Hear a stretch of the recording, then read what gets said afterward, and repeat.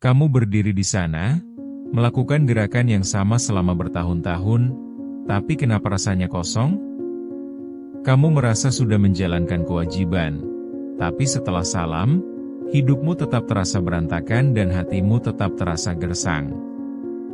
Jangan bohongi dirimu sendiri dengan bilang ini hanya fase biasa. Faktanya, kamu sedang melakukan ritual fisik tanpa melibatkan jiwa. Sebuah sandiwara spiritual yang kamu lakukan hanya agar tidak merasa bersalah kepada Tuhan. Berhenti merasa cukup hanya karena kamu sudah berdiri, rukuk, dan sujud. Apa gunanya semua gerakan itu kalau pikiranmu masih berkelana ke urusan dunia, ke rasa marahmu pada orang lain, atau ke daftar tugas yang belum selesai? Kamu tidak sedang sholat, kamu hanya sedang berolahraga dengan niat ibadah.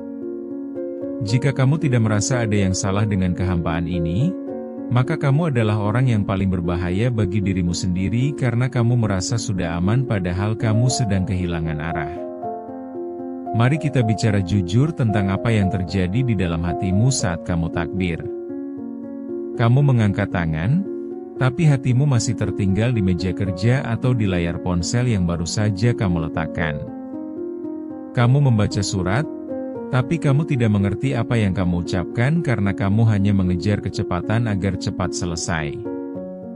Kamu memperlakukan ibadah seperti daftar belanjaan yang harus segera dicentang agar beban pikiranmu berkurang. Ini bukan ibadah, ini adalah transaksi administratif antara kamu dan Tuhan. Kehampaan itu muncul karena kamu menganggap sholat sebagai beban, bukan sebagai kebutuhan. Kamu datang kepada Tuhan hanya saat kamu merasa terdesak atau saat ketakutan menghantuimu, bukan karena kamu rindu pada Sang Pencipta. Hatimu sudah terlalu penuh dengan sampah duniawi, sehingga tidak ada lagi ruang untuk rasa khusyuk itu masuk. Kamu mencoba mencari ketenangan di atas sajadah, tapi kamu membawa semua kebisingan dunia ke dalam syalatmu. Sangat menyedihkan melihat bagaimana kita bisa begitu teliti mengatur pakaian untuk sholat, tapi sangat ceroboh dalam mengatur niat. Kamu ingin terlihat saleh di mata manusia, atau setidaknya ingin merasa sudah menjadi orang baik. Namun, di hadapan Tuhan yang Maha Tahu, kamu hanyalah sebuah cangkang kosong yang bergerak mekanis. Kamu melakukan sujud, tapi egomu tetap berdiri tegak, merasa lebih hebat dari orang lain yang tidak sholat. Kamu mungkin sering bertanya kenapa doamu tidak dikabulkan atau kenapa hidupmu tetap berat, meski sudah sholat 5 waktu. Jawabannya sederhana, mungkin karena syalatmu tidak pernah benar-benar sampai ke langit. Bagaimana mungkin sebuah doa bisa menembus langit jika pengucapannya saja dilakukan dengan hati yang tertutup dan penuh dengan keangkuhan? Kamu hanya menggerakkan bibir, tapi hatimu sedang tertidur lelap dalam kelalaian. Ada rasa sakit yang tidak terucapkan saat kamu sadar bahwa kamu merasa asing dengan Tuhanmu sendiri. Kamu berada di rumahnya, menggunakan namanya, tapi kamu merasa seperti orang asing yang sedang bertamu tanpa tujuan. Perasaan hampa ini adalah alarm keras yang memberitahumu bahwa ada yang mati di dalam dirimu. Jiwamu sedang menjerit minta ditolong, tapi kamu malah membungkamnya dengan rutinitas yang membosankan. Jangan tertipu oleh perasaan tenang yang muncul sesaat setelah sholat hanya karena kamu merasa sudah menggugurkan kewajiban.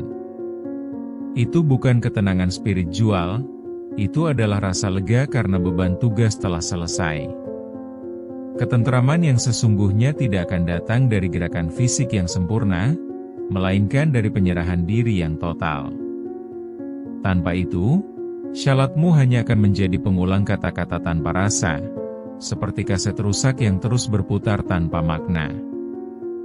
Inilah realita pahitnya, kamu sedang mempertaruhkan akhiratmu pada gerakan yang tidak bernyawa. Kamu mengira waktu adalah milikmu, padahal setiap detik yang kamu habiskan dalam sholat yang hampa adalah kerugian besar. Kamu kehilangan kesempatan untuk berbicara dengan penciptamu karena kamu terlalu sibuk berbicara dengan dirimu sendiri di dalam kepala. Bangunlah dari tidur panjang ini sebelum kamu benar-benar kehilangan kemampuan untuk merasakan kehadirannya. Bayangkan seorang mahasiswa yang sedang menghadapi tumpukan tugas akhir yang tidak kunjung selesai. Dia berdiri untuk sholat, tapi di dalam kepalanya, dia sedang menyusun kalimat untuk revisi dosen atau memikirkan bagaimana cara mengakali tenggat waktu yang sudah mepet. Gerakannya sempurna, bacaannya lancar, tapi pikirannya ada di laptop yang masih menyala di meja. Setelah salam, dia langsung kembali ke laptop dengan perasaan yang sama. Tidak ada ketenangan, hanya ada rasa lelah yang semakin menumpuk. Atau lihatlah seorang ibu yang sepanjang hari mengurus rumah tangga dengan segala hiruk-pikuk anak-anak dan cucian yang menggunung. Dia menyempatkan sholat di tengah rasa capek yang luar biasa, namun hatinya masih tertinggal pada panci yang sedang mendidih di dapur atau tangisan anak yang baru saja reda. Dia berdoa meminta kesabaran, tapi saat itu juga dia merasa kesal karena merasa terganggu. Sholat baginya menjadi jeda singkat untuk sekadar menarik napas, bukan tempat untuk mengadu dan menguatkan jiwa. Ada juga seorang dokter yang bekerja di rumah sakit dengan tekanan tinggi dan situasi yang sangat ramai. Dia sholat dengan cepat di sela-sela jadwal operasinya, melakukan setiap gerakan dengan efisiensi maksimal seperti sedang melakukan prosedur medis. Dia tahu semua bacaannya, tapi dia tidak benar-benar merasakannya karena fokusnya adalah menyelamatkan pasien di luar sana. Dia merasa telah melakukan yang terbaik, tapi ada bagian dari dirinya yang merasa kering dan haus akan kedamaian yang tidak bisa ditemukan di ruang icu.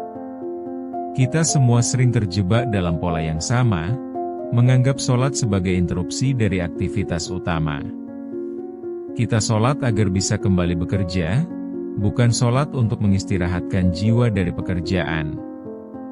Kita menganggap Tuhan sebagai pengganggu waktu produktif kita, sehingga kita mencoba menyelesaikannya secepat mungkin agar bisa kembali ke dunia. Hal ini membuat sholat terasa seperti beban tambahan, bukan sebuah pelarian yang menyelamatkan. Coba ingat saat kamu sedang sholat, lalu tiba-tiba kamu tersadar bahwa kamu tidak tahu sudah rakaat keberapa. Kamu bingung, harus menambah satu atau mengurangi satu, karena selama ini kamu tidak sadar apa yang kamu lakukan. Kejadian ini bukan sekadar lupa biasa, tapi bukti nyata bahwa kamu sedang tidak hadir di sana. Kamu ada secara fisik, tapi jiwamu sedang pergi entah kemana. Mungkin sedang bertengkar dengan seseorang atau merencanakan liburan.